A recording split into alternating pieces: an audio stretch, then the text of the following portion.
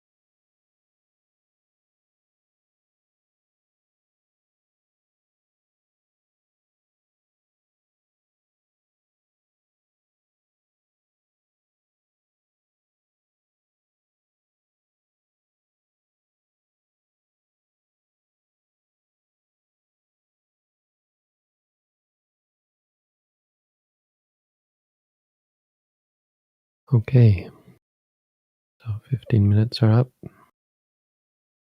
I'll now begin to answer the questions. So if you have questions still, you're welcome to continue to post them in the chat. We'd ask that chat be reserved for questions only from here on. Anything else will just be removed. Thank you, Bhante. We do have questions. What meditation techniques do you recommend?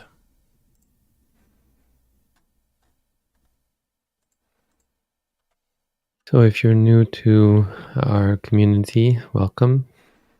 We are a meditation community in the tradition of Ajahn Tong Sirimangalo from Thailand, who was my teacher and preceptor. And he was taught in the tradition of Mahasi Sayadaw, so we consider ourselves a part of that tradition. We have a booklet on how to meditate that we use as a basic guide for an introduction to meditation. It's at our website, which is at the bottom of the screen.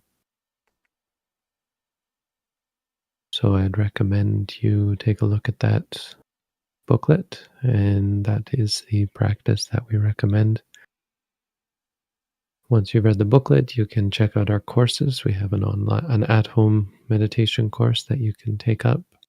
We have residential courses for people who have done the at-home course. And it's all free of charge, so feel free to look into that.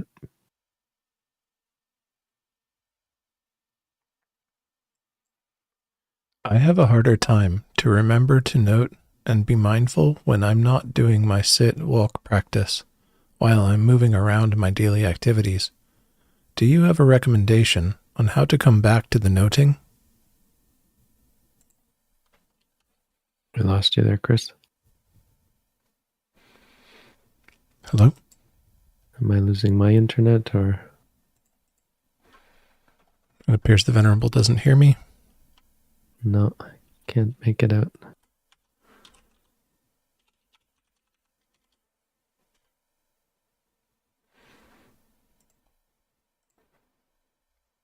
Bhante, do you hear me? Yeah. Okay, let me ask the question once more. I have a harder time to remember to note and be mindful when I'm not doing my sit-walk practice while I'm moving around my daily activities. Do you have a recommendation on how to come back to the noting?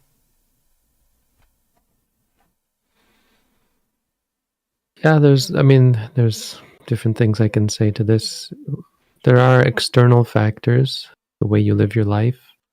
Obviously, if you're partying, breaking the 5 precepts, heavily into entertainment or distraction, heavily into work, if your work is highly stressful and that sort of thing.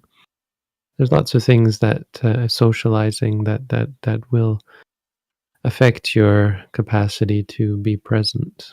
Things that drag you into the past or the future. And it's not shameful that that's the case. Sometimes in our lives we have commitments that take us away from the meditative state, and you just have to acknowledge that.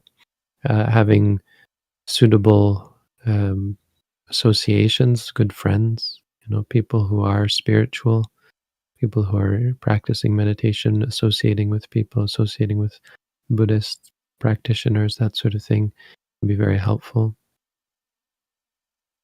Your formal practice helps a lot. So doing daily practice in the morning and the evening.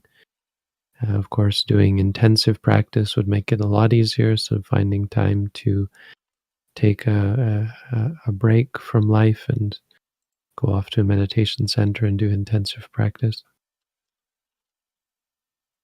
As far as in the moment, though, it's useful to appreciate how out of control reality is, how it's not a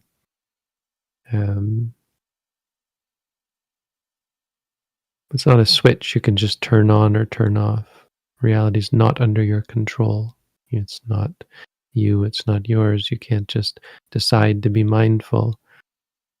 And part of the practice, part of the growth in the practice is the realization, the gradual appreciation of how life is not under your control, and freeing yourself from the stress of needing to or expecting to be able to control your mind.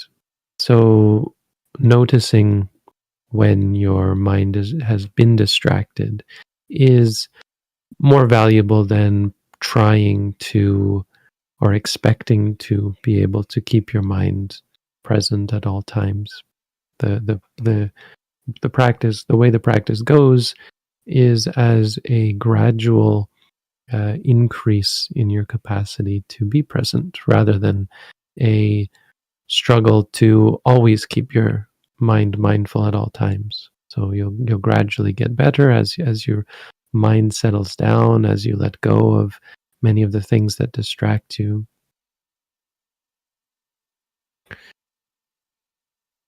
And begin to realize that the mind is just not under your control.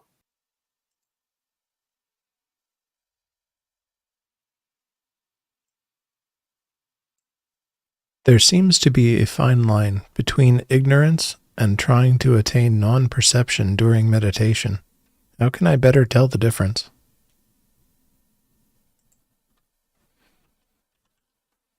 That's an oddly worded question. Ignorance and trying to do X, Y, or Z are always going to. Ignorance is nothing like that second thing you're talking about. So there's no fine line between them. They're just two different categories of things. How could I understand why you would think there would be a fine line between these two things? I mean, let me just go through it. The ignorance is the lack of knowledge. I mean, literally. In Buddhism, it relates to lack of knowledge of the Four Noble Truths, the lack of, let's say, familiarity with the nature of reality. Specifically, that lack of familiarity, which causes you to hurt yourself, to make mistakes, and specific mistakes to engage in mental activity that is harmful to yourself and to other people, that is against your best interest, that is wrong, let's say, because we can call that ignorance. That's the clearest way to understand ignorance. You wouldn't do something wrong if you didn't have ignorance, right? So the important quality of knowledge or wisdom is that whatever we might understand to be wrong no longer happens. It just can't happen because you know it's wrong.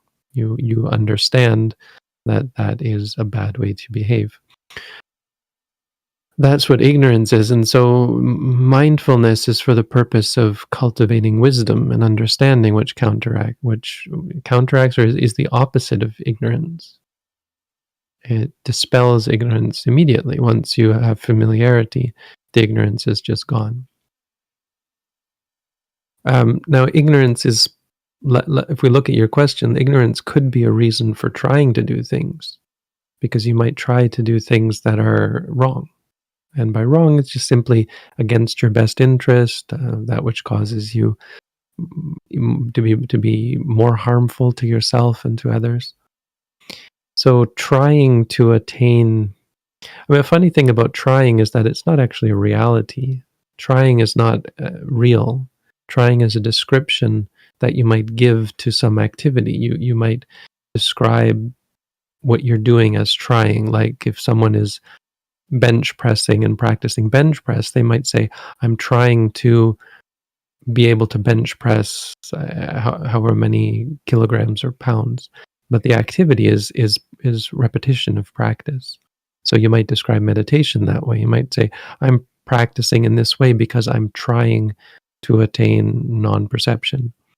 That would be some practice. Now, our practice is not for the purpose of attaining non-perception. The reason why you would practice in that way is because you want to attain non-perception, like you would bench press lots of weights because you want to be able to bench press a certain amount.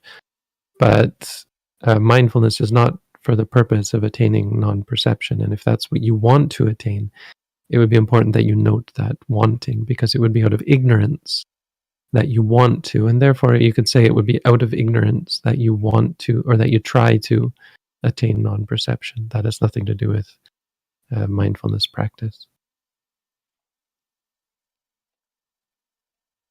But one other thing I will say, questions regarding ignorance, it's not something you can understand, because it's the opposite of understanding. You'll never come to understand ignorance. Your understanding will just make you say, wow, my ignorance is gone. Why? Because I have understanding. It's like when the light is there, you say, wow, where did the darkness go?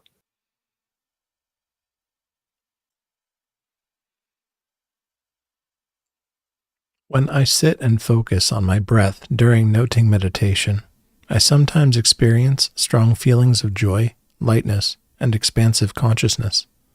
I often note using these labels. Is that right? Yes, that's great. Expansive consciousness, yeah, that's fine. You just want to be careful to not start to apply meaning to it. Like expansive consciousness is probably some sort of feeling you get, like a feeling of calm or peace or that sort of thing. Try to pinpoint what exactly you mean by that term, expansive consciousness. It's not terrible, but you might be able to be a little more accurate there. You would also want to note liking, because liking is a common hindrance that's associated with these states. Not always, of course, they can occur without it, but it is common, and it's a danger in the beginning. When good things, positive states happen, there's often a liking, which is a hindrance and a problem.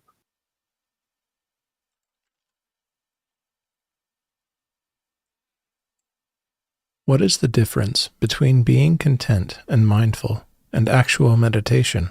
Why not just be meditative throughout the day? Well, they're just words is the problem.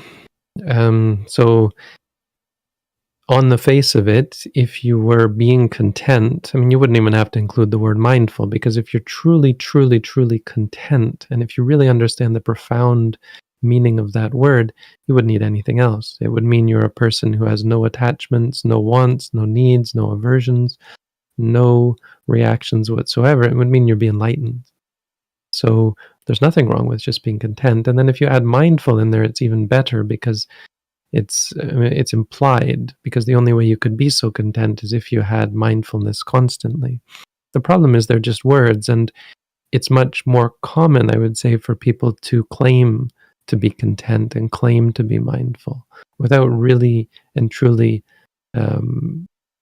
without accuracy and clarity, and without actually being content or mindful, because they're just words, and it's easy to call your state being content and being mindful without actually having the clarity and depth to see discontent, moments of discontent, moments of ignorance. It's a lot easier to be momentarily content when things are good, when life is good, when all is well, when you're not challenged. It's much harder to see your potential for being discontent. Discontent is much more likely when you're challenged, which is why we do intense. I mean, it's a big, good reason for why we do intensive meditation, is to challenge ourselves, to make it more challenging and more confrontational. So we'll do that. We do simple practices, walking back and forth and sitting, because it's very hard to be content if you have the potential to be discontent. It's very hard to be content just walking back and forth unless you are truly free from craving, free from aversion, and free from delusion. So again, not really any difference. It's just a matter of accuracy, whether it's actually true. And intensive practice tends to show you how true it is.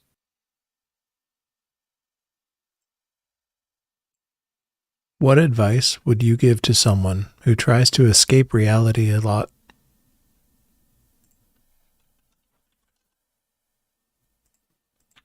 Well, we want to be a little more accurate there. What exactly are we talking about? What exactly is this referring to? There's often aversion to experiences. I mean, I would just generally advise them to observe their moment-to-moment experiences and try to appreciate and understand what exactly they're talking about. What exactly is happening when they say that they're trying to escape reality. So there might be aversion. For some people, it's fear, trauma, um, stress. For other people, it's actually the opposite. It's desire, craving. So they really like daydreaming or fantasizing, and so they cling to those. But all of these are moments of experience. They're not what you might say, again, this trying, it's the same idea. Trying isn't real. What's actually, you have to describe what's actually happening that you're describing as trying to escape reality. What is actually moment by moment what is going on? And it will generally be aversion or desire. And the ignorance allows that to continue. So as you look closer, you start to see that there's stress involved and there's habits being formed that will lead to uh, dependency. Dependency is such an important word. It really describes the problem with craving and clinging and attachment, because you become dependent. And the Buddha talked very clearly about being independent. Anisito viharati. Natcha kinchi loke upadhyati. Not clinging to anything in the world. Because then it doesn't matter what happens. It doesn't matter what you lose, what you gain, how things change. You are unaffected by the vicissitudes of life. Unshaken.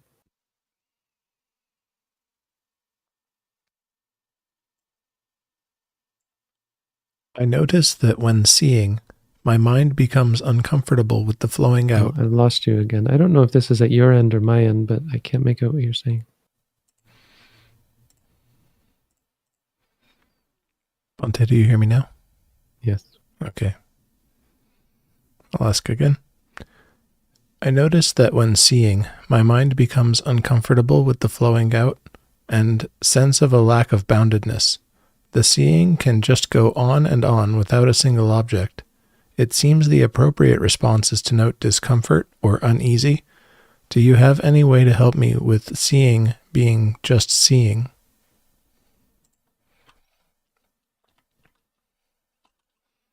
Well, seeing is just seeing, but discomfort is discomfort. And the idea is not to ignore anything else that might exist. The idea is to see seeing as seeing, discomfort as discomfort, or uneasiness as uneasiness. So there's not a problem there. Your mind becomes uncomfortable. That's a statement of fact. That's great. It's great that you're seeing that. That's an important part of the practice. And you'll see these habits. Why does your mind have this habit of, well, the why isn't so important, but it's interesting that your mind becomes uncomfortable. There's no real reason for that to be true. It's a habit. It's a bad habit, you might say, because there's no reason to be uncomfortable with anything. There can also be a interpretation or a reaction that leads you to be uncomfortable, because, as you say, there's this flowing out and sense of a lack of boundedness, which, I don't know, that whatever that feeling is, you might be afraid of it. You might be afraid of what might come. This is, there's habits of trauma and paranoia. I mean, just fear, let's say. Maybe paranoia is too strong. But there'll be fear, worry, that sort of thing. And you should note all that. These are just habits. Our minds are complicated and every mind is different. And what you're describing is how your mind works at this time. And when it works like that at this time, just see that as it is as well. Discomfort is discomfort. See that as it is. Fear, worry, whatever it might be. Note that as well. How can we be mindful during the dying process? What happens if one succeeds in noting the foundations of mindfulness throughout the dying process, either partially or fully? Well, there's no special advice, I don't think. Not, I mean, maybe some, but practically speaking, it's going to be the same. It's going to be a question of whether you're prepared for it, like everything else. If you get in an argument with someone, are you prepared mindfully for it? Have you cultivated mindfulness to the extent that you can successfully navigate a confrontation with another person, a uh, car accident, a natural disaster, a loss of a relative, or a loss of wealth, or anything that you might, a sickness? Are you able to to successfully navigate it with mindfulness? And death is no different, not categorically different. There are, of course, some unique challenges with death, but they're not anything to be too concerned with. If you are skilled in the practice of mindfulness, you have to think of death as just another experience. There's going to be seeing, hearing, smelling, tasting, feeling, thinking, and some of the experiences will be strange, novel, um, unexpected even. But a big part of mindfulness is the capacity to deal with the unexpected, to be unshaken or not caught off guard by the unexpected, because you stop having expectations. You're without expectations. It's not a question of things being unexpected. It's a question of what arises, and whatever arises, you cultivate mindfulness. When one does that, of course, as with everything, you successfully navigate the situation. Now, with death, it's more impactful, of course, to say the least, because it has a real effect on a very profound effect on your future. It's going to, in many ways, dictate the parameters of your next life. So, when you're mindful, of course, those parameters are generally positive, generally based on clarity, based on understanding. So there'll be a lot less stress, a lot less knee jerk reacting, a lot less reactivity, a lot less fear, anger, a lot less clinging and craving. You'll just be in a much better place to appreciate what's happening and to make good decisions, as with anything during your life. Death is no different. There are going to be opportunities to choose your future and to uh, form the next life, at least mentally and psychologically. So your state of mind is going to be incredibly impactful. And if your state of mind is mindful, then you should be in a good position to successfully navigate death.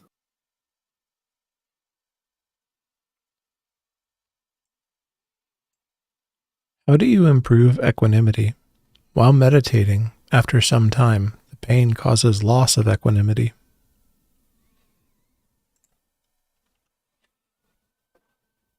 Well, so you'd more focus not on something you don't have, equanimity, but you'd focus on what you do have, that you call loss of equanimity. You haven't lost equanimity per se, you've gained partiality. So you've given rise to liking or disliking. Pain in this case, most likely there's a disliking. There can also be fear, there can be anger, there can be sadness. I mean, usually it's just basically disliking. You dislike the pain. So you haven't lost anything, you've gained something, something that is problematic. And the reason disliking is able to arise in the first place, again, is because of ignorance, because of a lack of clarity in your mind in regards to the pain and in regards to anger. So you want to be noting those, the disliking. You note disliking, disliking, and also note the pain. And as you gain better clarity, you'll see what the anger is doing to you, and you'll see the nature of the pain as being innocuous, not having any value associated with it, um, not having any quality that makes it reasonable to react with anger towards. So, in other words, disliking the pain is useless, harmful. unbeneficial.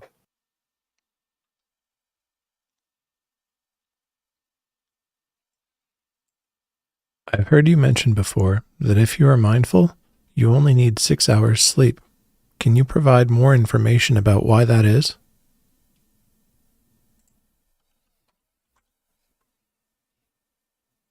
Well, mainly because stress makes you tired. Stress stresses your system physically and mentally.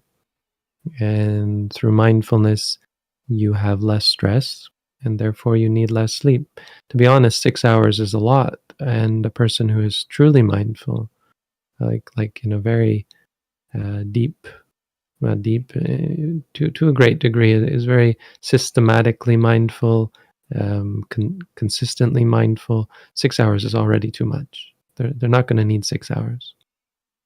And it's not a matter of choosing and deciding to deprive yourself of sleep. It's that they would feel worse sleeping 6 hours than say 4 hours. And after 4 hours, they would feel uh, alert, refreshed, because you need less refreshing. A person who is highly stressed, a person who gets angry a lot, a person who is lustful, greedy, these things all take their toll on the body and the mind. They all have an impact. And a person who is free from those on a moment to moment basis is going to need a lot less sleep. It's a problem with studies, because whenever you research sleep, you'll hear about these studies that show that people who go without sleep, bad things happen to them. But who are those people? Are those people who are stressed, even normally stressed?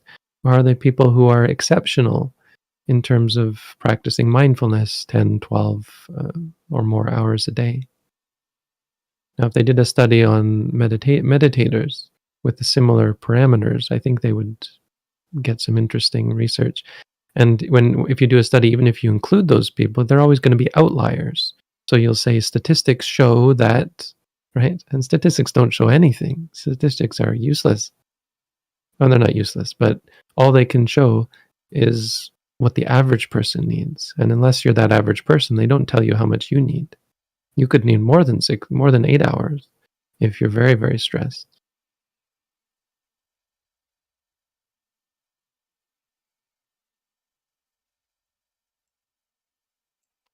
How can a person be a renunciate without going into robes? Well, robes don't have anything to do with renouncing, except in the sense of renouncing pretty clothes. So if you are if you're caught up in the need for pretty clothes, nice clothes, fancy clothes in general, then putting on a simple robe would be a form of renunciation, but it's a fairly superficial one, of course. So it was a good question. It's a great question, and it's important to understand that renunciation doesn't really have much to do with wearing robes or being a monk. Renunciation means renouncing sensuality. You can also extend it to be renouncing anger and renouncing delusion. You can renounce your views, but it usually relates on a practical level to renouncing desire. So there are outward forms in terms of renouncing sensuality. You can renounce entertainment, renounce romance and sexuality. But ultimately, it's going to mean renouncing based on renouncing ignorance. So it's not about what you choose to do or not do. It's about gaining the understanding and wisdom, the familiarity with reality that frees you from craving and also frees you from anger and, of course, delusion. Be a renunciate. That's how do you be a renunciate? Well, you can wear white robes. See, the thing about robes is, again, it's one of the many things that relates to renunciation, because you're um, renouncing the fancy clothes, pants, shirts, so on, underwear.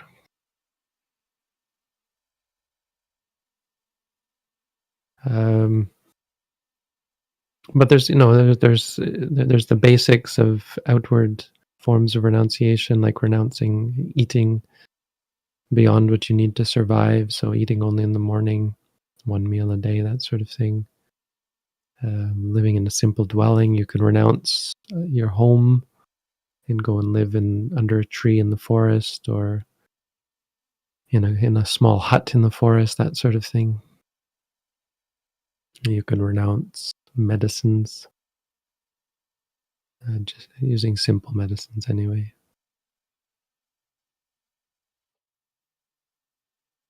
Yeah, the medicines, maybe that's not such a big deal. You wouldn't want to renounce life-saving medicines, but you renounce painkillers and that sort of thing, I think.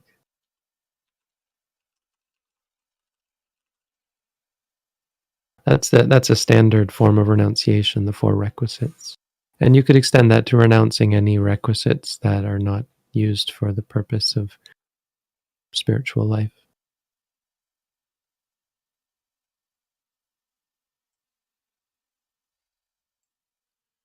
What sort of explanation can Buddhism give to a near-death experience?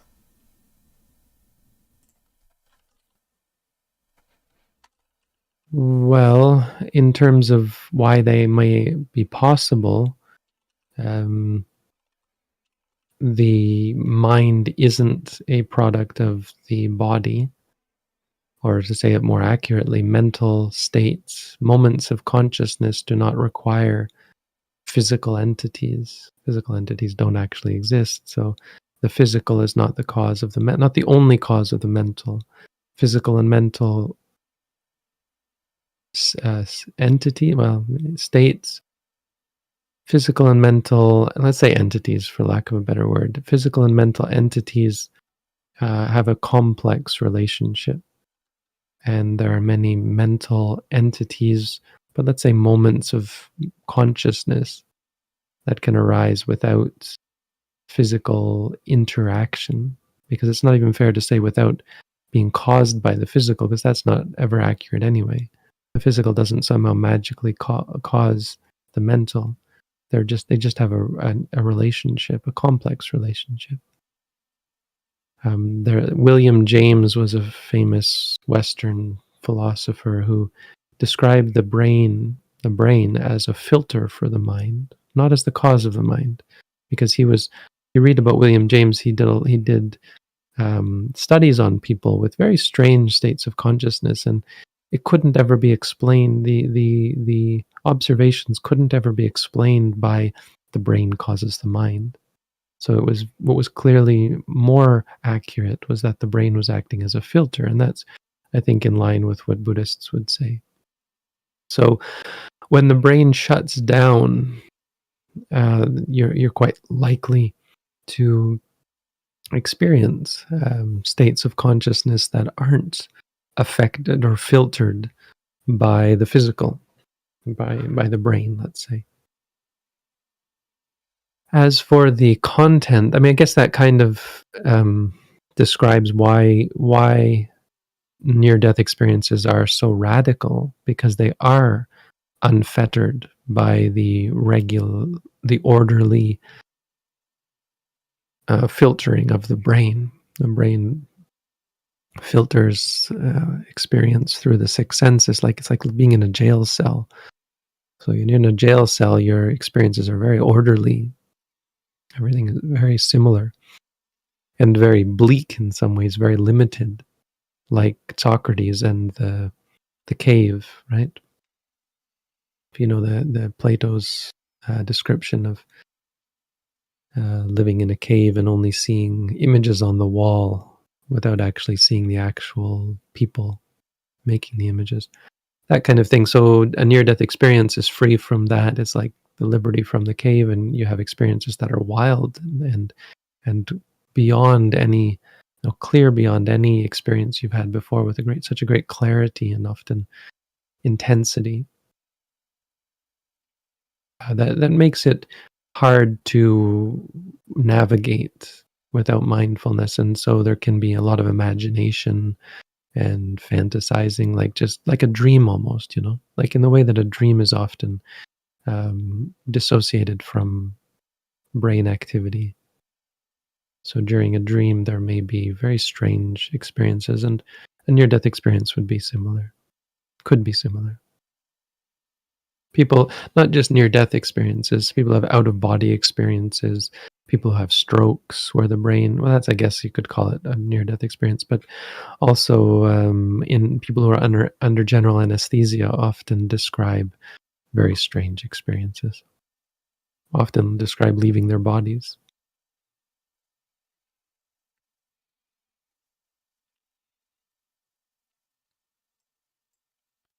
In life, we set goals to accomplish.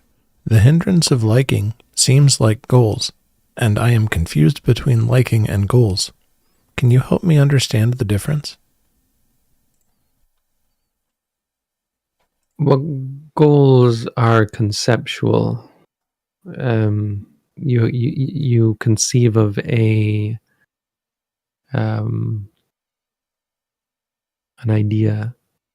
Like, let's say my goal to be able to bench press 100 pounds, or I don't know how much people bench press, 200 pounds, 300 pounds. So what I'm talking about is that's not so much conceptual, that's even an experience. My goal is to have this experience of bench pressing so many pounds. So it's conceptual in the sense that you conceive of that, you imagine that state in your mind.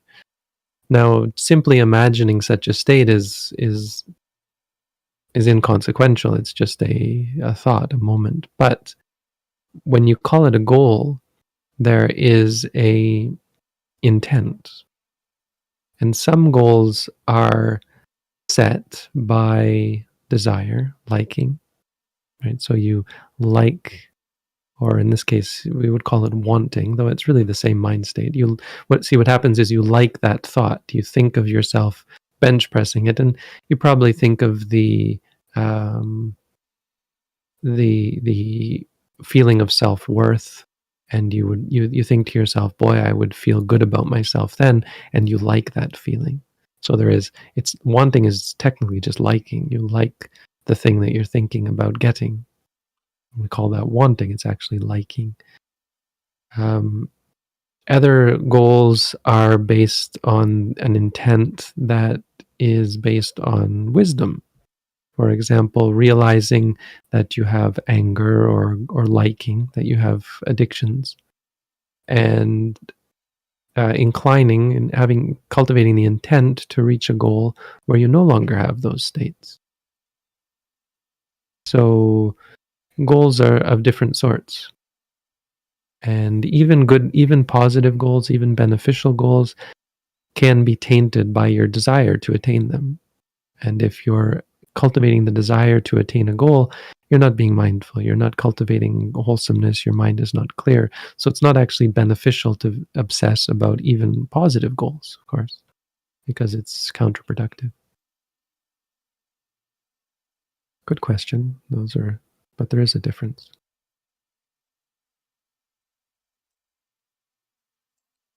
When meditating intensely in periods, I experience that people talking to me ask if I understand their questions or become annoyed because I don't react to them. What can I do? Yeah, sometimes we put too much emphasis on this word intensely. Intensely isn't generally a good thing. There's nothing beneficial about intensity. Though I suppose it's just can be used as a description for intensively, like if you're practicing mindfulness intensively, though I would still say it's most likely that people are reacting to your disconnect from reality. It's not a certainty that you're actually cultivating mindfulness. You may just be cultivating strong concentration, and that's what people are reacting to. Because with mindfulness, through practice, you should be quite interactive with people. There shouldn't be a sense of being slighted that people feel when around you because of your lack of interaction. Mindfulness should allow you to interact naturally.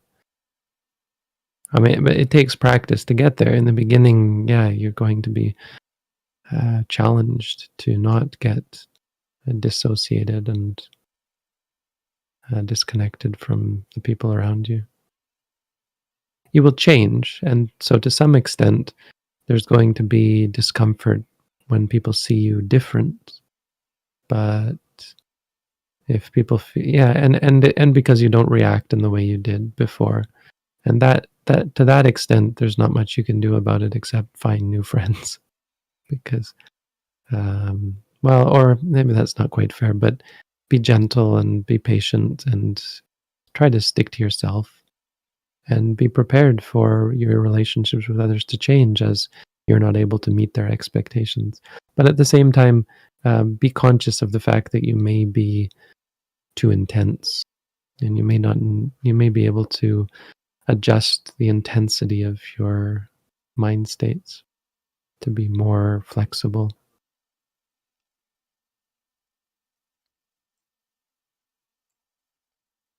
I probably owe more in taxes than what I have paid in the past, mostly due to negligence or ignorance, not intentional tax fraud. Would it be dredging up the past to redo them to pay what I owe?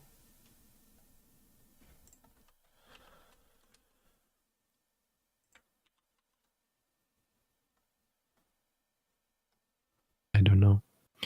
You would probably want, I mean, this isn't really a question for me, because you would probably want to look at what the law says and determine for yourself whether following the law is important to you. I'm not suggesting that it shouldn't be important, but it is always a question of whether there are people who refuse to pay taxes because the taxes go to the military and that sort of thing. And in some places, they've gotten away with it. Conscientious objectors. In other places, they've gone to jail. I think Henry David Thoreau, went to jail for not paying taxes, and he said, he wrote a book on it. He said it was my duty not to pay taxes, and he explains that, which it's an interesting read.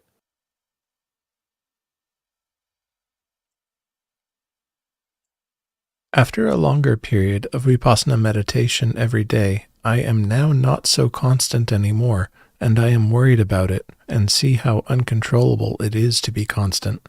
Any advice to get back on track? Well, life isn't constant. That's a realization that's important in vipassana. But I guess you mean more about practicing every day. It still kind of applies. You can't expect yourself to be constant. It doesn't mean you should let yourself off the hook, but you can't dwell on how you weren't practicing yesterday or even earlier today. Even you asking this question, makes it time to be mindful. So when you're aware enough to ask that question, you're aware enough to be mindful now, right here, right now. Cultivate mindfulness. I don't know if you're practicing in our tradition. We don't usually call what we do vipassana, though sometimes we do. We call it satipatthana vipassana. And I only bring that up, don't mean to nitpick, but I'm saying that it sounds like there's a potential for you practicing a different tradition. So if you're interested in what we do, you might consider taking up the practice according to our booklet, and doing our at-home course, and eventually one of our intensive courses.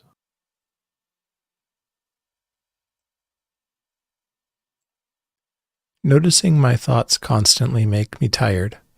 Is it okay if I allow all of my thoughts to flow through my mind instead of noticing them?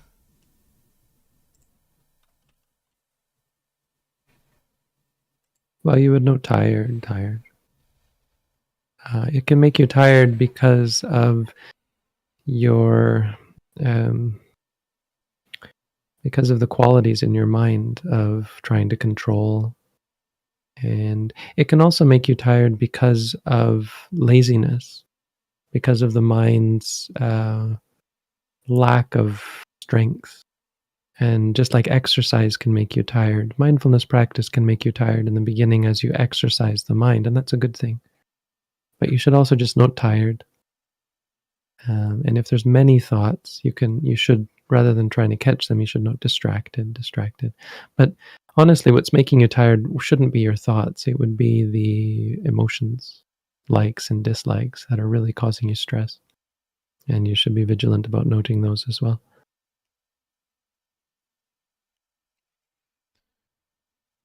Okay, Bhante, we've crossed the hour and asked every question in the top tier. Great. Well, thank you all for your questions. Wonderful as always. Thank you for your help, Chris, Jim, Edith, if she's here, anybody else. And thank you all for coming out. Wish you all peace, happiness, and freedom from suffering. Sadhu. Sadhu.